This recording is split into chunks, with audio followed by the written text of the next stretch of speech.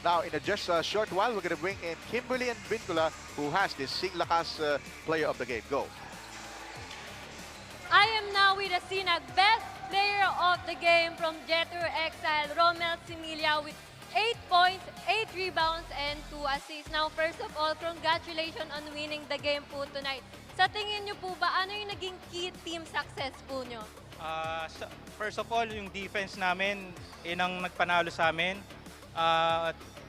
Yun pa lang tinuturo lagi sa amin ni coach na mag-play kami ng defense para yung offense namin magawa namin ng tama.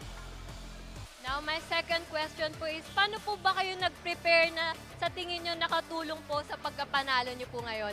Yung practice namin, lagi kami nag-practice at pinapractice namin yung defense. Laging inang inaano namin, puro defense lang kami ng defense. Tapos yung mga plays namin, ginagawa lang din namin. Niyara namin.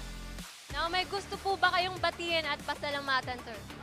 Binabati ko yung wife ko, si Rose Ann, yung son ko, si Rome Nathan, yung mga kamag-anak ko sa San Juan, mga Similla family, mga Yalong family, the Guzman family, kay Boss Joey Valencia, kay Ayan Bugok, at yung may birthday, si Larry Rivera, sa lahat ng mga coaches, teammates ko ng Exile 45 and 40.